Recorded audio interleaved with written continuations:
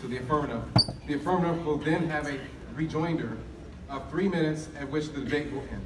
Because yours truly has a class shortly, which is me, I'm going to have to be strict on keeping our times as they are, and the affirmative or the negative may not interrupt each other on individual speeches. If there is an interruption for each single interruption, either by affirmative or negative, the opposite side will be granted a 15-second extension to their speech as a penalty to the interrupter. As many of you will participate in debate, now time is gold. We prefer interruptions don't happen, as this will give each side exactly the same amount of time to speak, 13 minutes each. Any disruption by anyone is highly discouraged and inconsiderate, as we are all on tight schedules.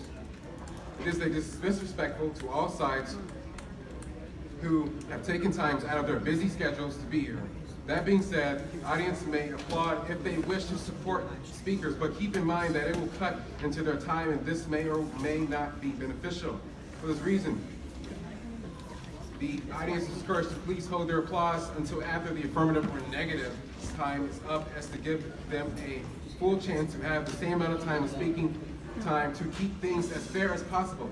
It is my job to assure that the audience remains quiet and while speakers are talking, which means that I perfectly see fit whether or not to quiet the audience, whether it is in applause or disruption at my discretion. During cross-examination, affirmative or negative are encouraged to ask any questions they deem fit. Whoever is doing the cross-examining and asking questions is leading the interaction. The cross-examiner must give the opposite side a chance to answer each question, but also have it within their right to say that they will move on to the next question at any time, provided that they have given the other side a chance to answer. If the cross-examiner decides to make more statements than questions, it is within my discretion to remind them that they must ask questions. If the affirmative or the negative being questioned do not wish to answer a question, they have every right within their discretion to say they will not answer, provided they have a reason that they believe is not on topic, or whether or not it is a red herring, etc. Provided they give a reason, they are permitted to not answer a question. If they say they do not wish not to answer a question, but do not give a reason, cross-examiner may ask the question. If they have none, they may comment. I will say noted. Put this down a little bit. Make a tally on this sheet in the cross-examiner and move on. Neither side is forced to answer any question they make that they do not want. However, if no reason is given for any question, or only 2 questions are answered in a 3-minute segment, and no reason is given, the cross-examiner, whether negative or affirmative, will be granted an extra 2 minutes to their closing remarks to gain back the time that was wasted in respect to the cross-examiner and our audience.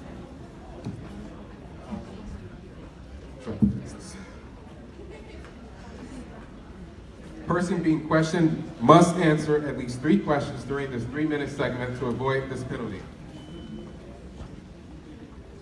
It is important that the audience notes that whichever speaker they support is at a detriment to both to interrupt either side. If you disrupt a speaker you do not agree with, and the other speaker cannot hear what has been said, it will be nearly impossible for him to rebut any points made. If the speaker on the opposite side sees a flaw with what is being said logically, it is beneficial for him to hear that point being made. It's hard to rebut what you can't hear. And also, because of the time of my class, I would ask that the audience be considerate. Speakers are encouraged to take notes during speeches and may add a question to their examination.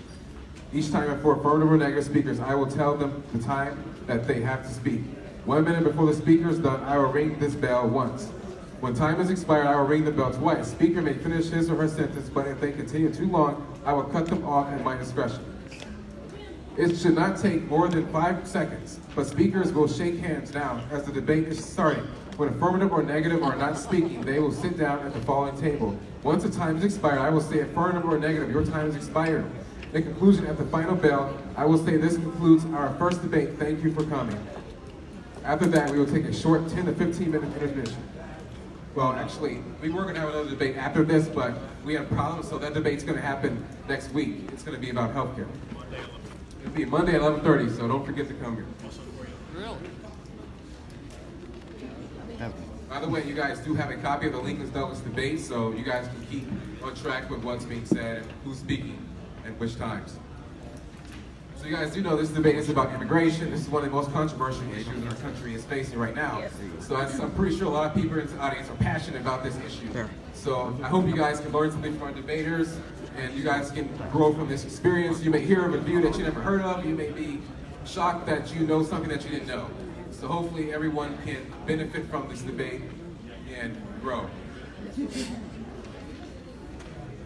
Woo! So, Yeah, Andrea!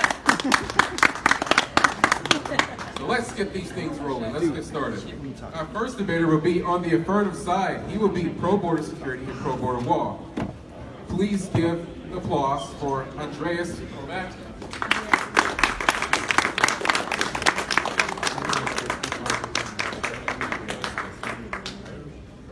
This will be the affirmative case of pro-border security, pro-border wall. Andreas will be given about 6 minutes to present his affirmative case. When the time gets near, I will ring the bell. Andreas, please present your case.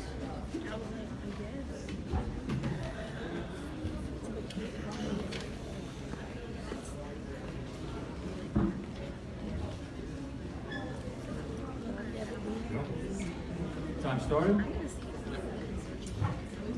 In order to understand what something is, a lot of the times it must be clearly stated what it is not. Open borders is not compassionate.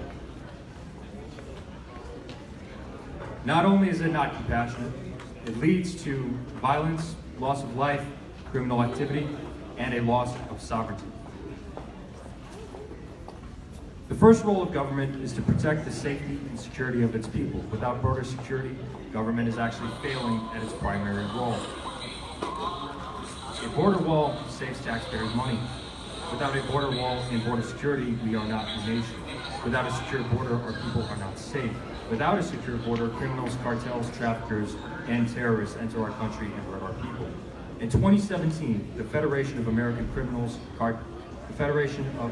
Immigration Reform broke down that the cost of illegal immigration to the U.S. taxpayer is about $115.9 billion annually. This also takes into account the $13 billion illegals pay annually. This wall would cost anywhere between $15 to $20 billion to make. According to the Heritage Foundation, we also spend $1 billion annually just on the illegal aliens who cross our border. A border wall would pay for itself very quickly, and a border wall keeps people safe. According to the Malia Zimmerman report, which has been widely cited, illegal immigrants are 3.5% of the United States population. They contribute to 13.6% of all national crime, 12% of all murders, about 1 in 8, and 16% of all human trafficking. We also have transnational gang activity. Between 2005 and 2014, U.S. Customs and Border Patrol estimated that about 4,000 members of the violent MS-13 gang here in the United States, a gang that is so horrific and demonic that it's kind of hard to describe them. They are responsible for beheadings, ripping out the hearts of live victims, sexual torture, amputating the hands of victims, running over victims with cars, gunshots to the back of the head, mutilation by machete, and slashing victims' stomachs open, in addition to just murder in general. 92% of these 4,000 were here illegally. That is an amazing rate. There is nothing compassionate about an immigration system that degrades and disregards American law. There is nothing compassionate about an immigration system that hurts legal immigrants, illegal immigrants, and Americans alike. To give people an idea of just how important U.S. Customs and Border Patrol is, in January of this year, a truck was seized, an 18-wheeler with a male in his mid-20s driving the truck. In this truck, U.S. Customs and Border Patrol reported the biggest drug bust of fentanyl in U.S. history. Fentanyl, for those of you who don't know, is the most lethal opioid today in existence. It is 50 times more powerful than heroin. It is 100 times more powerful than morphine. Within this one truck, in this single drug bust, there were 254 pounds of fentanyl. That is 114 kilograms. 1 kilogram is enough to kill 500,000 people. The contents of this shipment in this truck were enough to kill 57 million people. I want to say that again, 57 million people.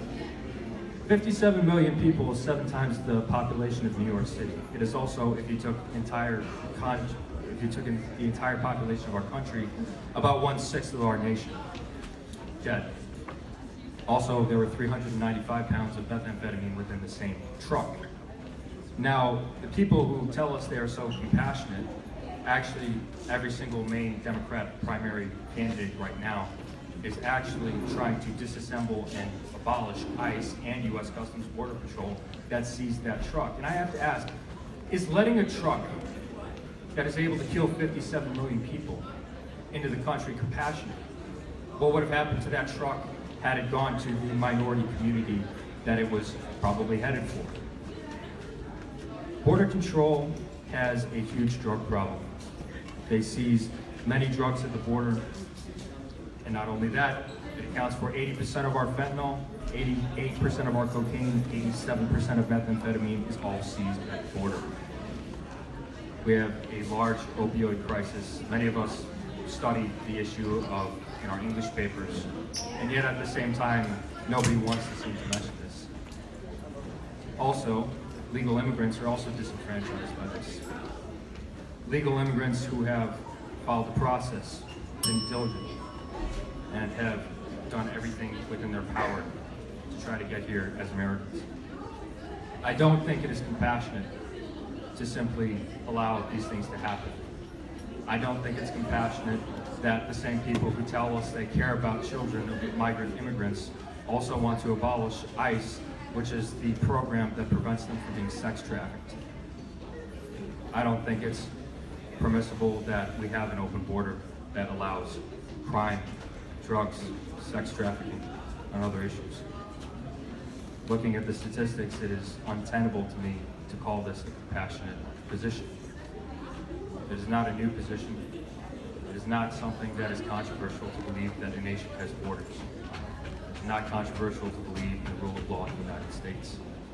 I do not understand why it would be considered compassionate for these minority communities to continue to suffer because of drugs and other things. Thank you.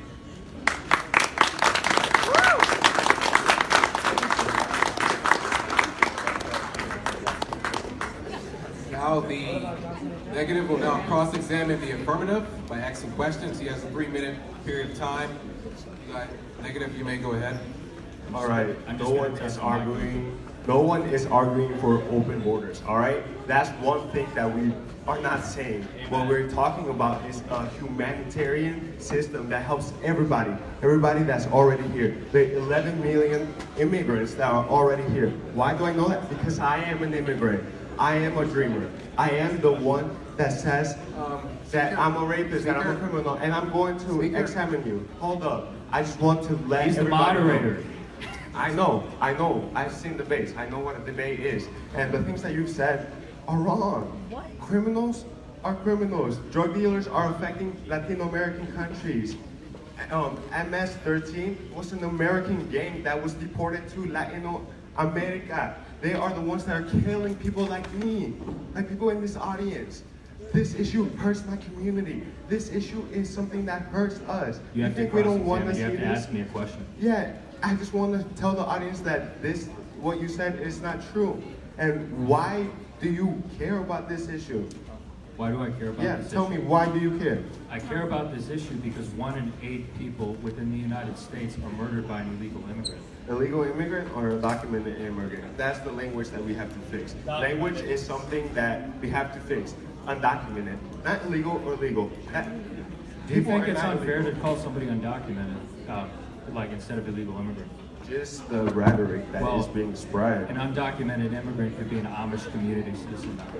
An undocumented immigrant could be a member of a number of religious groups here in the United States. What I'm telling you, what an undocumented immigrant is me. What I'm telling you is what it is, all right? It's not an Amish community member. An It's undocumented person is person that Amish, does yes. not They don't have have papers records here or in the United papers, States yes. of America.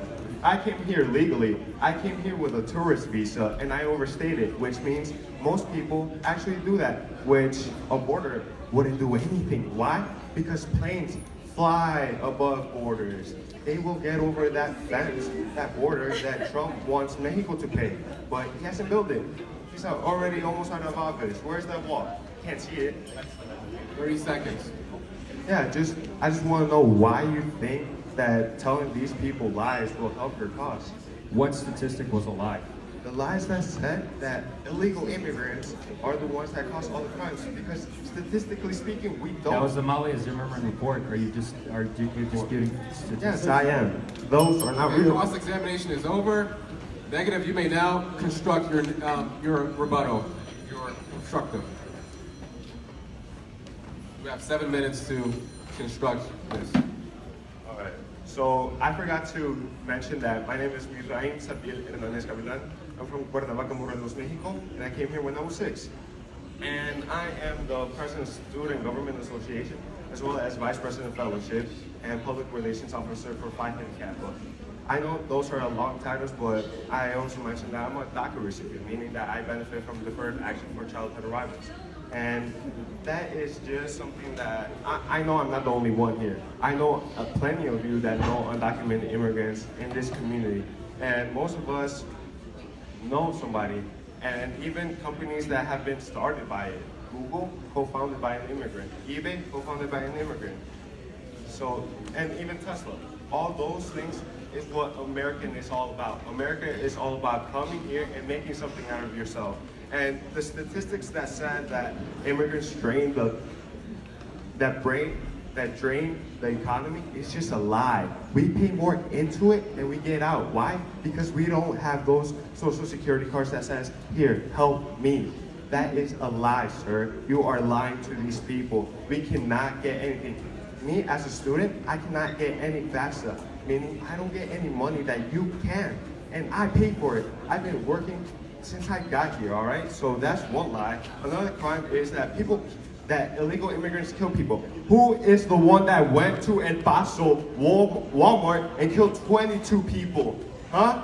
Wasn't an illegal immigrant. It was a homegrown terrorist. A white man came into Walmart and shot up people that look like me, that look like my family, that are from my community. That's the crime that I'm looking at. That's the crime that is coming to our communities. So let me talk about that some more.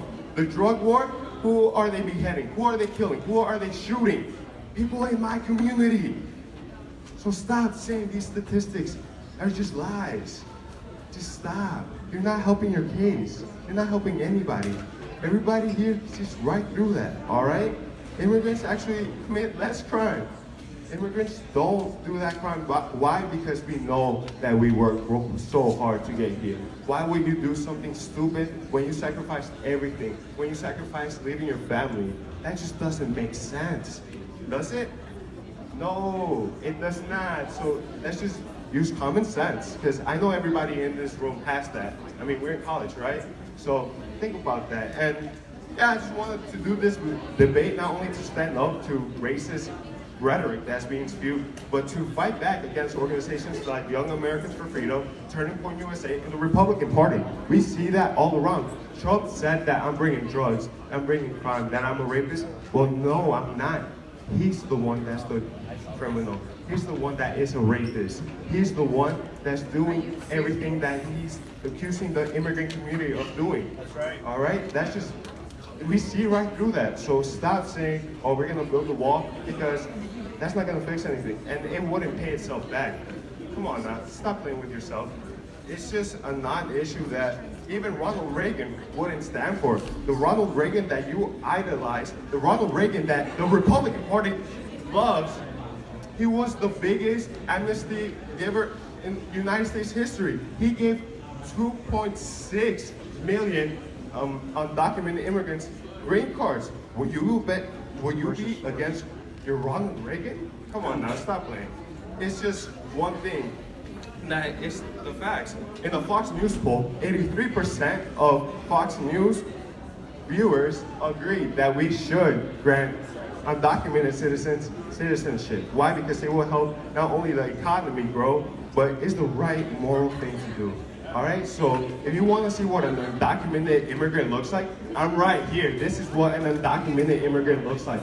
I'm the president of student government, and I'm doing pretty good, guys. I'm not trying to flex on y'all, but I'm doing really good for an undocumented immigrant that didn't speak English.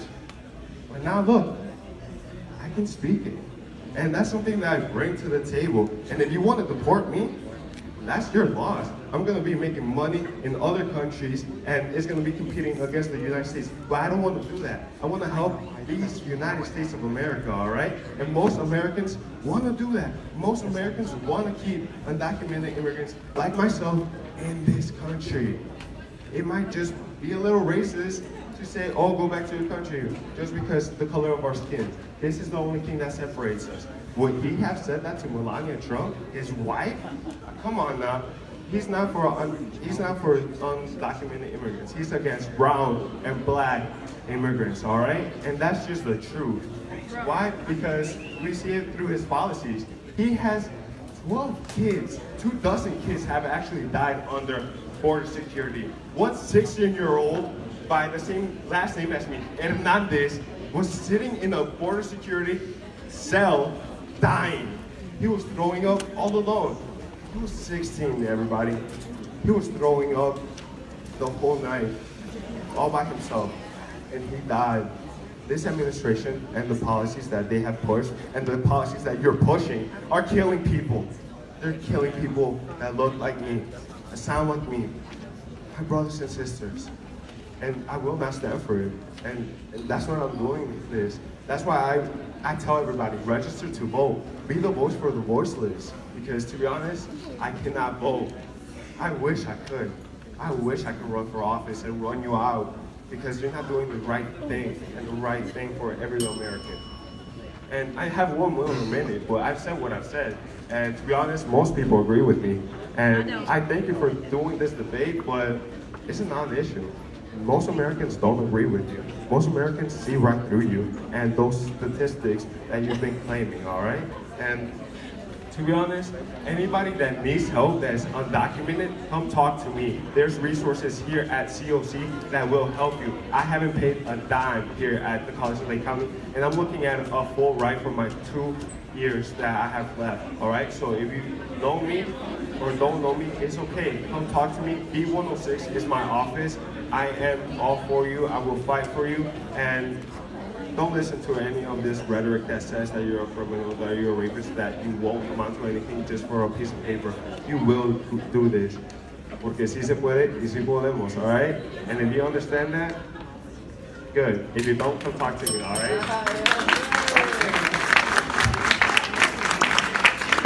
All right. Time's out. No, you stay up there, man. You stay up there, because I'm cross-examining you. All right. You said, si se puede, right? You're quoting Cesar Chavez? No, I was quoting Dolores Huerta. So let's learn about a little of our history. It was also made famous by Cesar Chavez, correct? Yeah, that was her. She made it though. So please give her credit for what she did. Right.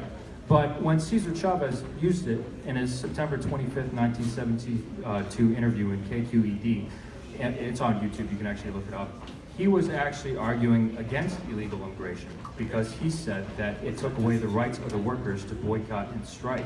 And therefore, he actually did very much despise illegal immigration. He actually led a march against it with Walter Mondale, who worked with Dr. Martin Luther King Jr. Why is it, if it's racist to have illegal immigrants, would a legal Mexican immigrant and a Hispanic hero be so against it? The Chicano movement is something that I've learned about, and when they did that strike was because they saw that the employers, the farmers, were abusing those immigrant workers. He wasn't racist. Stop playing with me. But he was against Let me talk real quick. Okay, go Let ahead. me talk. All right, so he wasn't racist because his parents were immigrants and they would work, and they saw the horrible living conditions that these big farms were causing. They're doing the same thing. You see the big corporations? We're going the into American corporations, but he was the against American immigration. corporations are using undocumented immigrants, just like Donald J. Trump. But you Which he haven't built answered my them. question. I'm answering it right Really? now. How is it racist was the question. That wasn't the question. That is the question. All right, how was it racist? It was not racist, and because he didn't do it how Trump is doing it. How is Trump doing it? Trump is using immigrants for cheap labor. He's saying, Right, I think that's wrong. But Then how send is him Trump, to jail if it's wrong. how Let's is do something Trump about using illegal immigrants? Just look 3 at his seconds. words, bro. it. He is. I want to move on to my next question. Can you point to any other country, not our own, where mass illegal immigration has tremendously benefited the country? Are you serious? Any other country that you can see? Canada in our north. Do you have statistics to prove that? You said statistics were lies. Can you prove that my statistics were lies? Look at me when you're talking to me, all right? Okay. All right. I'm trying to talk into the microphone. Can you prove that my statistics were lies? Time is up. It is now time for the affirmative rebuttal of the negative. Mr. Promack, please make the case. How the hell you can just listen to Trump, you can connect the dots and see racism. How dumb he can be,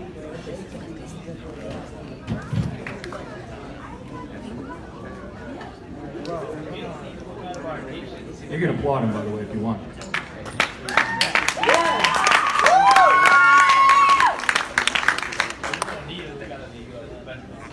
All right, you tell me when to start. You may start now. All right. He said, I want to address a few things that my friend has said. One of the things is that he said it is racist for any person who is following the immigration program to come here legally. He was saying that if you are against illegal immigration, you are a racist. Nobody said that. That's not what he said. He said it's racist rhetoric.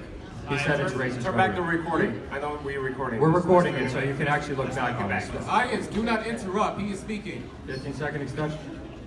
You can get a 15-second extension. All right. A border wall would not work.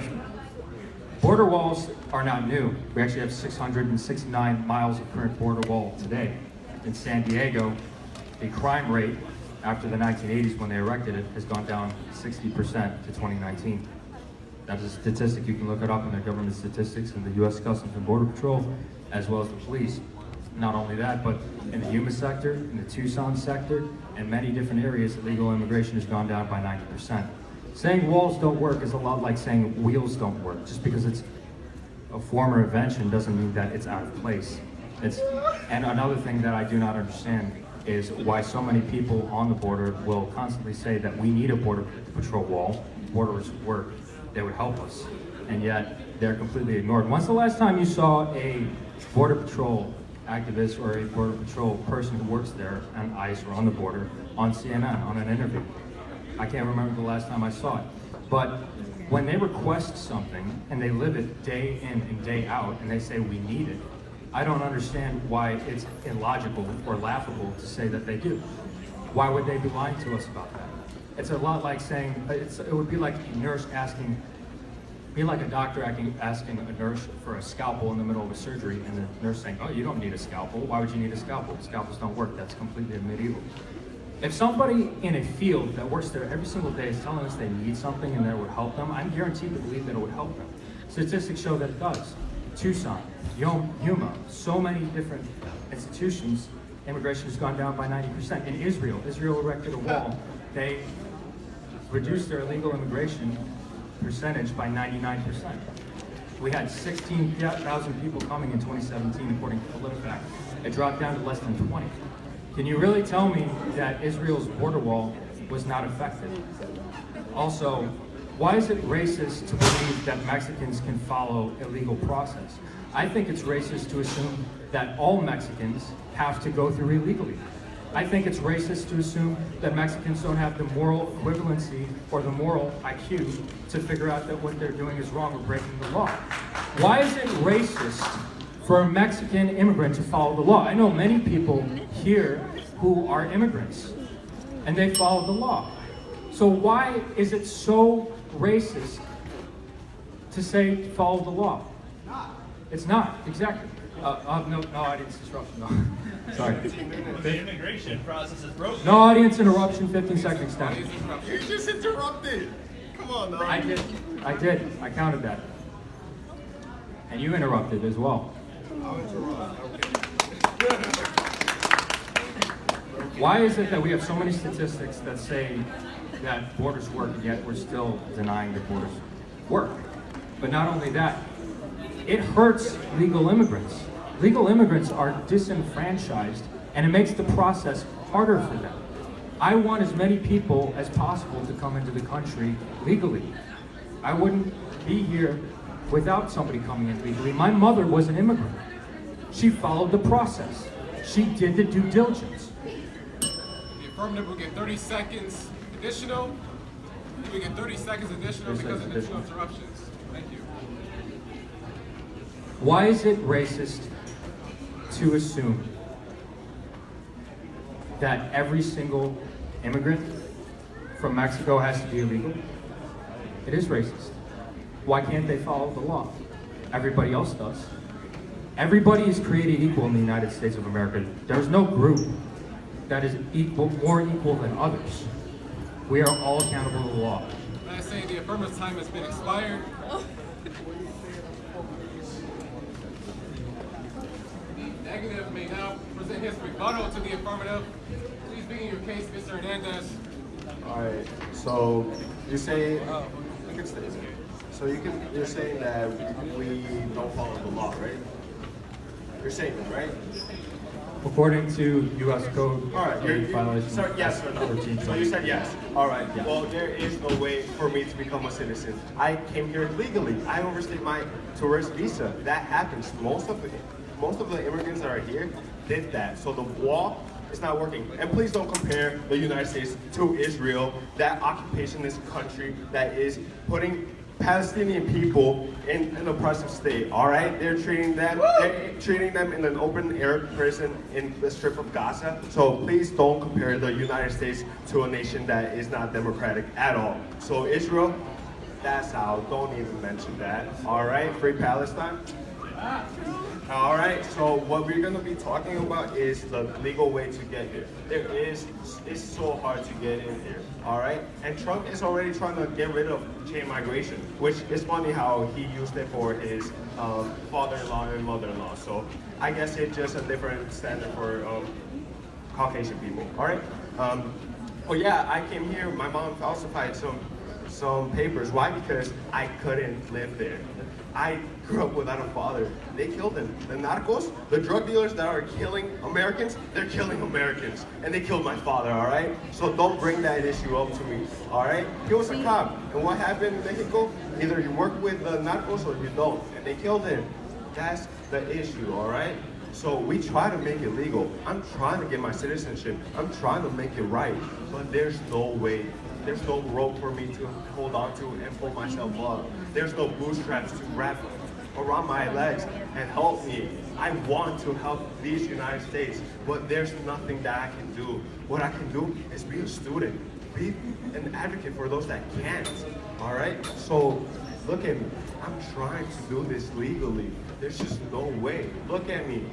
I'm trying to make this right. It's just, I can't. Okay? And we have to understand that. We have to go in our government and create a system that works for everybody. I know some people here that are undocumented. I know some people here that came here and got the blessing to become an American citizen. And I want that to be everybody's story because it's a beautiful thing. I'm telling everybody, once I get my citizenship, I'm gonna cry. Why? Because that's how much it means to me. So don't tell me that we don't want to do it legally. It's just that there's no choice. All right? If you're drowning, you don't ask, oh, is this the right boat to get onto? No, you get on the boat and you go. All right? That's just the facts. All right? Come on now. And I don't know, Republicans or Christians, help thy neighbor, our Statue of Liberty. Send me your bored, send me your hungry. Let's live by that. Look, I have it in my sticker right here, bro. Let's do that. Negative time expired. The affirmative may present his rebuttal to the negative, and this will be the final segment of the debate. Affirmative, please go ahead. How much time do I have? At 4 minutes, affirmative. So I want to address a few things that my friend has said. My friend said drug dealers killed your father. Is that correct? Okay, you have my condolences for that. But I don't understand why it is wrong for us to want to deport criminals who kill people. As you said, it's hurting Americans. It's hurting people like you. It hurts somebody like you. Why is it so hard to deport other people and other things? Wait, I'm I'm not done. This is the last section. Okay, you didn't say anything. You're right. Also, you mentioned Reagan and the amnesty. Yeah, Reagan gave amnesty. Did it solve the problem? Why are we talking about this? If Reagan's amnesty was really the by-all, end-all, and we should just do that again, you and I and people like us are just going to be talking 20 years from now about the same thing. It makes it harder for people like you when we have an open border. I want people like you. I want people who are contributing to the United States. Then why are you deporting people like me? Why are you deporting? We're not. 66, Yes, you are. 66% of the ICE deported were criminal felons. 21% had federal charges on them. I would not say that the majority is people like you, and you're not committing subsequent crime. You're doing really well for yourself. So why can't we find people like you in Mexico? What is so wrong about having a vetting process for the United States? What would it look like if we had no vetting process for our jobs, or people that, or functions of society, or government? If we had just absolutely no restrictions, nothing. Open borders is not helping the United States. It's not helping people like you. And you know what? If we had a shut border, maybe we could talk about how to legalize the citizens here. In January of this year, our president wanted to give amnesty to 1.8 million DACA dreamers, and yet they were shut down. They were shut down. That's a hoax. That's not a hoax. You can look it up. It's on a CNN reported it. Look on our wall. And You're interrupting me, sir. Interruptions. You're interrupting me. My friend brought up that we have a problem, and he also brought up the Statue of Liberty. I myself am a Christian. I believe in charity. I believe in the Statue of Liberty. But at the same time, if we have people who come here, if I invite a homeless person into my home, and he decides to attack my younger brother, he's no longer welcome in my home. If we have an illegal immigrant who commits a murder, he's no longer welcome in this country. If we have immigrants who are drug trafficking, as they are, enough to kill 57 million people in one single drug bust, they are not welcome in the United States. If you want to protect the United States is an ideal. The United States is one of the greatest countries on earth, and we need to protect that idea from those who would cause it harm. Drug dealers, sex traffickers, and others. We talk about the sex trafficking epidemic. Only 1% of it is reported, and Jocko Boyens and other people who have consistently been spoken out against it have said not only would Border Patrol help and border security and a border barrier help, it's vital. We have little kids. Every single kid who crosses the border over the age of 9 has to have a pregnancy test if they are a girl. You tell me how that's not a humanitarian crisis. You tell me how a border wouldn't help. Also, what's separating kids from the family? It's a talking point.